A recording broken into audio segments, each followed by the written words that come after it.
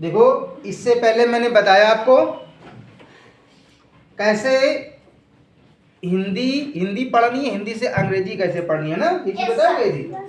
तो अब थोड़ा बहुत आप लोग पढ़ने लगे हो, हिंदी आपको पढ़ना आ गया है ना। अब हम बढ़ेंगे किस प्रकार से हम इंग्लिश को ट्रांसलेट करेंगे, हिंदी से इंग्लिश में ट्रांसलेट करेंगे, यानी अंग्रेजी बोलना स्टार्ट करेंगे। धीरे धीरे आप क्या करो, आप अंग्रेजी बोलना सीखोगे। अब अंग्रेजी बोलना सिखाएंगे, लेकिन हर स्टेप पर जिस प्रकार से आपको अगर छत पर चढ़ना है तो आपको हर स्टेप पर एक एक सीढ़ी पर चढ़ना पड़ेगा, है ना। एकदम से कूद कर ऊपर पहुंच जाओगे, नहीं पहुंच पाओगे ना।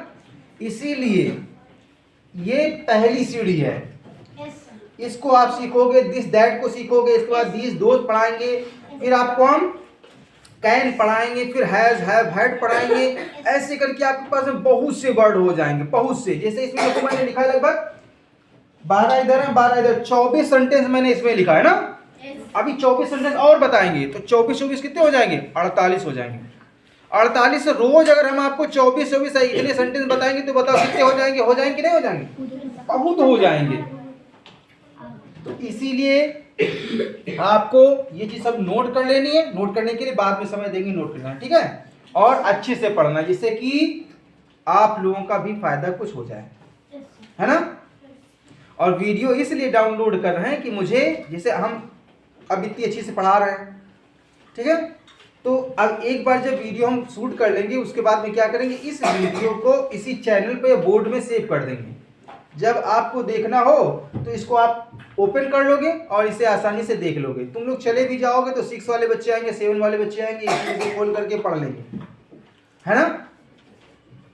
हम वहाँ पढ़ा रहे हैं, दूसरे क्लास में पढ़ा रहे हैं, आपको पढ़ना है तो चुप्पे खोल लिया, बढ़िया पढ़ लिया, लिख लिया, एक बार सेव कर देंगे। हमेशा कभी भी लिख सकते हो। आप घर में बैठे हो, घर में जब तुमको याद आया कि हमको पढ़ना है, सर ने क्या पढ़ा था, खटाक से आपने, सबके पास मोबाइल है ना, मोबाइल से देख करके उसको नोट कर लिया।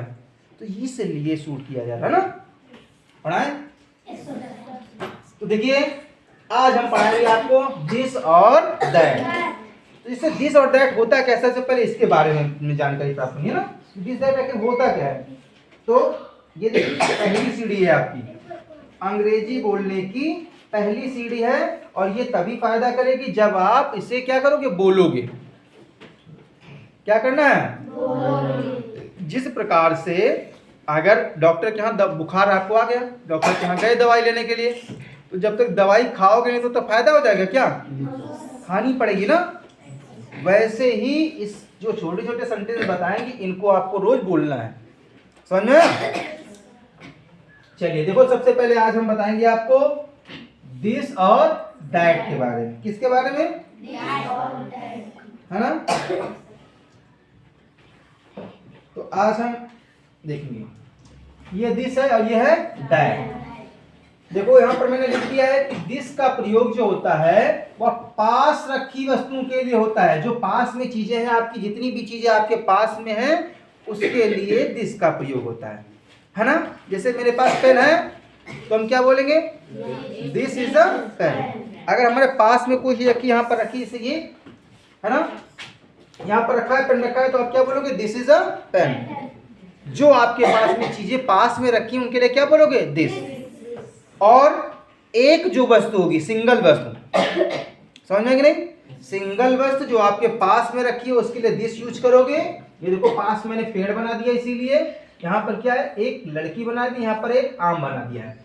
तो ये पास की वस्तुओं के लिए, दूर की वस्तुओं के लिए किसका प्रयोग करोगे, दैट का। देखो ये वस्तुएं दूर रखी हैं, तो ये समझ में कि नहीं। अब तुम्हें कोई चीज बोलनी है कि यह पेन है, यह पेन बोलना है, तो अंग्रेजी में कैसे बोलोगे, दिस इज अ पेन, है ना। यह एक लड़का है, क्या बोलोगे, दिस इज अ बॉय।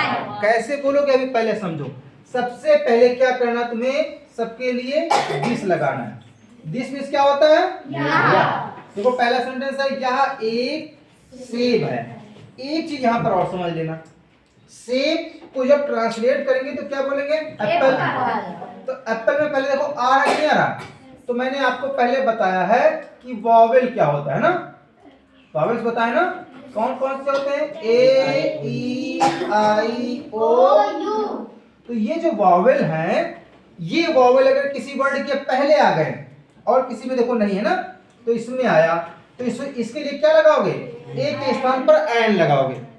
क्या लगाओगे? यहाँ पर ऐसा लिखा है यह एक सेब है, तो दिस माने होता है यह, है ना। अब उल्टा लिखोगे, है की अंग्रेजी क्या? इज। ठीक है, एक सेब तो क्या हो जाएगा? An Apple.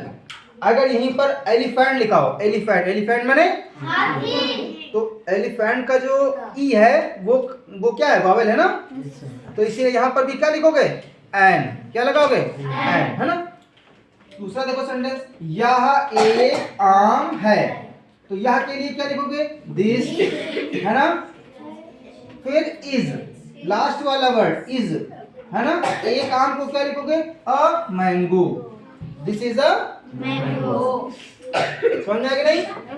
यह एक लड़का है, क्या बोलोगे? This is a boy. यह एक लड़की है, क्या बोलोगे? This is a girl. यह एक शेर है, है ना। तो दिस माने क्या हुआ? यह।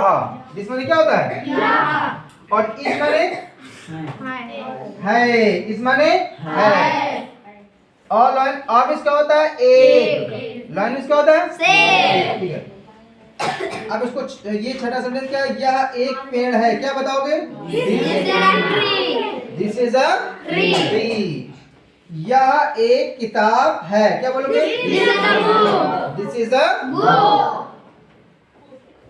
यह एक खिलौना है, दिस इज अ टॉय। यहाँ पर एस नहीं लगाना बेटा, ठीक है।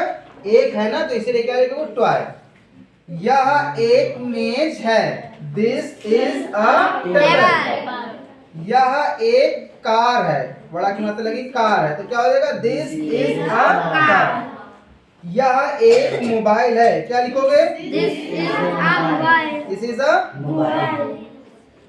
तो अब दिस का प्रयोग समझ में आया? एक वस्तु होगी और जो तुम्हारे पास में होगी, उसके लिए क्या लगाओगे? दिस। और वही एक वस्तु अगर दूर है, आपकी थोड़ी दूरी पर है, तो क्या बोलोगे उसके लिए? उसके लिए बोलोगे दैट। क्या बोलोगे? दैट। अब इसके भी सेंटेंस मैंने देखो लिख दिया है ना। जैसे यहाँ पर था दिस इज एन एप्पल, तो यहाँ पर क्या लिखोगे? दैट इज एन एप्पल, है ना। तो इसको कैसे बोलोगे? वह एक आम है, कैसे बोलोगे? Very good, that is a mango. Very good. अब तीसरा सेंटेंस ये लिखा है, वह एक लड़का है, दैट इज है ना। चौथा सेंटेंस, वह एक लड़की है, क्या हो जाएगा? वह एक शेर है, दैट इज अ लायन। वह एक पेड़ है, दैट इज अ ट्री। वह एक किताब है, दैट इज अ बुक। वह एक खिलौना है, दैट इज अ टॉय रहेगा, ठीक है। एस नहीं लगेगा, टॉयज नहीं होगा, ठीक है। अभी एक की बात की जा रही, तो एक में क्या लगता है? एक के लिए टॉय लगता है ना। वह एक वह एक कार, बड़ा की मतलब है, वह एक मोबाइल है, तो बच्चों समझ में आया कि नहीं ये चीज? आ गई ना? Yes sir. अच्छा, तो अब हम तुमको बताएंगे, ये चीज समझ में आ गई। अब देखो, अब इसी चीज को थोड़ा सा और हम समझते हैं ना। यहाँ पर देखो, यहाँ पर देखेंगे, अब देखो एक अगर वस्तु होगी, अगर वस्तु एक है तो क्या बोलोगे? दिस। अगर ज्यादा वस्तुएं हैं, जैसे मेरे पास ये 3 पेन हो गए, अब क्या बोलोगे? अगर 3 पेन है तो क्या बोलोगे? पास में है 3 पेन, अब क्या बोलोगे इसे? तो दीज बोला जाएगा। क्या बोला जाएगा? दीज। ज्यादा चीजें अगर तुम्हारे पास में है तो क्या बोलोगे? दीज बोलोगे। इसको देखो मैंने समझाने की कोशिश की। यहाँ पर अब दिस को क्या लिखोगे? यहाँ पर दीज कर देना ना, और ये क्या करना है? दोज। दीज और दोज। अब देखो यहाँ पर मैंने किया है दीज का प्रयोग पास की जो ज्यादा वस्तु है, ज्यादा वस्तुओं के लिए किया जाता है ना। अगर तुम्हारे पास में ज्यादा वस्तुएं रखी हैं, सेब अगर एक होगा तो दिस बोलोगे, लेकिन ज्यादा सेब है तो क्या बोलोगे? दीज, है ना।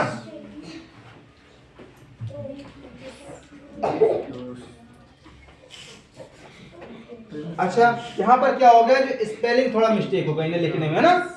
दीज की स्पेलिंग क्या होती है?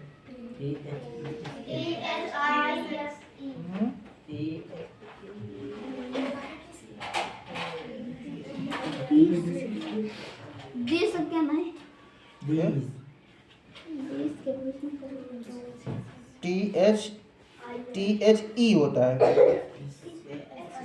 है ना। आता है कि नहीं किसी को? THESE होता है, दीज, है ना। ठीक है, तो ये थोड़ा सा लिखने में हो गया है मिस्टेक, है ना। तो इसको आप लोग करोगे सही, ठीक है। तो यहाँ पर समझना है। अब क्या बताएंगे हम? दीज और दोज के बारे में। अगर हमारे पास में अगर ज्यादा वस्तुएं हैं, जैसे हमारे पास में 3 पेन है और पास में तो क्या बोलोगे? दीज। क्या बोलोगे? दीज। यहाँ पर देखिए स्पेलिंग मिस्टेक होगा, यहाँ पर क्या लगाओगे? ई। क्या लगा दोगे? ई। सब्जेक्ट बात नहीं करनी बेटा, बात करना तो बाहर चले जाओ। दीज हो गया, ठीक है। तो यहाँ पर स्पेलिंग समझ में आया? क्या हो जाएगा? ये दीज है ना, ये स्पेलिंग हो जाएगी इसकी। यहाँ पर भी सही कर रहा हूँ। तो अब दीज का प्रयोग किसके लिए किया जाएगा? तो दीज का प्रयोग पास की जो ज्यादा वस्तुएं हैं उनके लिए किया जाता है। जैसे यहाँ पर देखो ढेर सारे एप्पल रखे हुए हैं, है ना।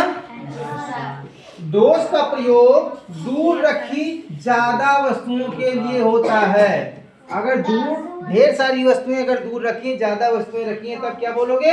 दोज। क्लियर हुआ बेटा? ये अगर हमारे पास में 3 पेन है, अगर पास में रखे हैं तो क्या बोलोगे? These are. अब ज्यादा है ना तो क्या लगाओगे? आर। These are pens. और यही अगर दूर रखे हैं तो क्या बोलोगे? Are pens. ठीक है, यही चीज समझना है। चलो देख लेते सेंटेंस। लिखा है ये सेब हैं, तो क्या हो जाएगा? These are apples। एस लग जाएगा ना? Yes sir. ये आम है, क्या हो जाएगा? These are mangoes. ईएस लगेगा ना? Yes sir. कहाँ पर एस लगेगा, कहाँ पर ईएस लगेगा, ये सिंगुलर और प्लूरल आपको हम बाद में बताएंगे, ठीक है। अब ये जो पढ़ रहे इसको पढ़ो। ये लड़के हैं, क्या हो जाएगा? These are boys। ये लड़कियां हैं, क्या हो जाएगा? These are girls। है ना। तो ऐसे ही देखो नीचे तक मैंने सेंटेंस लिख लिए, है ना। इसको आप पढ़ोगे, है ना, पढ़ करके इसको आप पता कर सकते हो। इसका सेंटेंस भी लिख लिया। अब देखो ये पास के लिए और वो किसके लिए? दूर के लिए। वो के लिए क्या होता है? दोस्त। तो क्या हो जाएगा? Those are apples. वो आम हैं, दोज आर मैंगोज। वो लड़के हैं, दोज आर बॉयज। वो लड़कियां हैं, दोज आर गर्ल्स। वो शेर हैं, दोज आर लायंस। ठीक है। वो पेड़ हैं, वो किताबें हैं। वो भी बोल सकते हो या वे भी बोल सकते हो ना। वे खिलौने हैं, वो मेज हैं, वो कार हैं, वो मोबाइल हैं, वो आदमी है। Those are men. अरे मैंने लिखा। अब देखो यहाँ पर मेन हो गया, एक होता है मैन, मैन मीन्स होता है आदमी, ठीक है, Yes, sir. इसी को बहुवचन में बोलते हैं मेन, ठीक है। Yes, sir. तो ये हो गया बहुवचन, यानी ज्यादा आदमी, यहाँ पर एक आदमी। तो ये समझ लो, 4 वर्ड समझ में आए कि नहीं बेटा सब लोगों को? पहला क्या मैंने पढ़ा? दिस, फिर दूसरा क्या पढ़ा? दैट, फिर क्या पढ़ा? दिस, फिर क्या पढ़ा? है ना? ये चीजें समझ में आई, चारों चीजें? कोई प्रॉब्लम? इसको आपको क्या करना है, अब अच्छी तरीके से पढ़ना है और एक बार क्या करना है, इसको बोलना भी है। घर पर ऐसा कोई चीज आपने देखा तो अंग्रेजी में बोलो थोड़ा सा, है ना? जब धीरे धीरे बोलोगे तो बोलने लगोगे, क्योंकि अभी तो इसको स्टार्टिंग किए ना, अब तुमको और बहुत सी चीजें बताएंगे। इसमें कितने कितने सेंटेंस आपने सीखे? लगभग 24 दूना 48, 50 सेंटेंस हुए कि नहीं? Yes, sir. अब अगर मैं कहूँ कि इस पर आप ऐसे दीज और दोज वाले या दैट दिस वाले 500 सेंटेंस बोल दो, तो बोल दो कि नहीं बोल दोगे? Yes, sir. है ना? तो बताओ कितने सेंटेंस तुम्हारे पास में हो गए? ऐसे धीरे धीरे सीखोगे तो ढेर सारे सेंटेंस हो जाएंगे, है ना? ये चीज समझ में आई? चलो एक चीज और,